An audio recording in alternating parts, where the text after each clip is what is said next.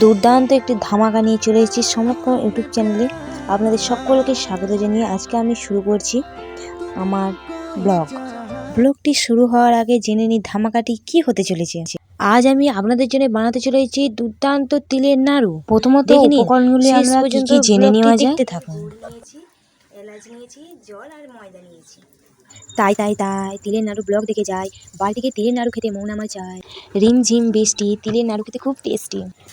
আমি কড়াই বসিয়ে নিয়েছি, কড়াইটি গরম হচ্ছে। কড়াই গরম হয়ে গেলে তিলটি কড়াইয়ের মধ্যে দিয়ে দেবো। ভালো করে নাড়াচাড়া করব।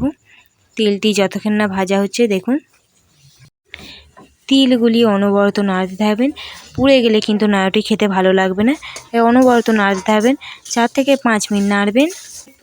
তিল নাড়ুর প্রথম থেকে প্রসেসটি বলবো, আপনারা ফলো করুন এবং দেখতে থাকুন প্রথম থেকে। তাহলে কিভাবে করছি আপনারা অবশ্যই বুঝতে পারবেন। দেখুন বন্ধুরা, তিল ভাজাটি আমার হয়ে গেছে। আপনারা দেখে বুঝতেই পারছেন কেমনভাবে কি করতে হবে। তিলটি দেখুন ভাজায় লালচে লালচে হয়ে গেছে। কিভাবে বুঝবেন, হাতে নেবেন যখন দেখবেন গুঁড়িয়ে যাবে। বেশি ভাজবেন না যে একদমই হয়েছে তেমনও করবেন না। আমি একটি পাত্রে ঢেলে নেবো। ঢেলে নেওয়ার পর এবার আমি এটাকে স্লে বেটে নেবো। আপনারা পারলে মেশিনে বেটে নিতে পারেন, আমি স্লে বাটছি। আর বেশি গুঁড়িয়ে নেবেন না, আধ বাটা করবেন। আপনারা চাইলে মেশিনে বেটে নিতে পারেন, আমি এখানে স্লে বেটেছি। অবশ্যই এটাকে কিন্তু আধ বাটা করবেন, বেশি করবেন না। এটাকে বেটে নিলে ওর টেস্টটি দ্বিগুণ হয়ে যাবে। এবার দেখতে থাকুন। আবার কড়াই বসিয়ে নেবো।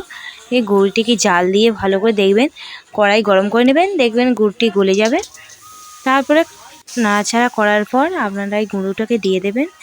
গুঁড়োটাকে দিয়ে ভালো করে নাড়াচাড়া করতে থাকবেন। গুড়টিকে জাল দেওয়ার পর দেখুন জলের মতো হয়ে গেছে, এটা পারফেক্ট হয়েছে। এবার এর মধ্যে তিলগুড়িটা দিয়ে দেবো। দিয়ে দেওয়ার পর ভালো রকম ওটাকে নাড়াচাড়া করব। নাড়াচাড়ার পর আর যেসব জিনিস উপকরণগুলি দেওয়া বাকি আছে সেগুলিও আমরা একে একে দিতে থাকব। দেখতে থাকুন ভিডিওটি। এখন আমি নিয়ে নিয়েছি এলাচটি দিয়ে দেবো।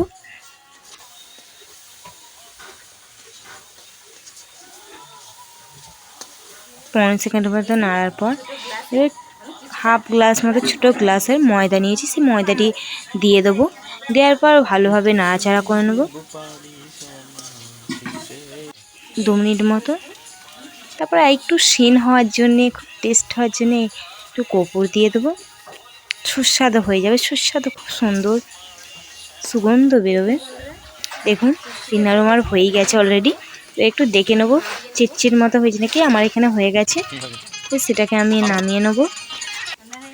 এবার শুধু খাওয়ার পালা। দেখুন আমার অলরেডি তৈরি হয়ে গেছে। এবার বানিয়ে ফেলছি। বানিয়ে নেওয়ার পর দেখুন কত সুন্দর পারফেক্ট, কত সুন্দর দেখতে হয়েছে, অসাধারণ। আমার তিলের নাড়ু শেষমেশ প্রায় কমপ্লিট হয়ে গেছে। এখন এই নাড়ুটি আমি আমার সামনে থেকে কেউ নেই, ক্যামেরাম্যান দাদাকে দিয়েই পরিবেশন করব।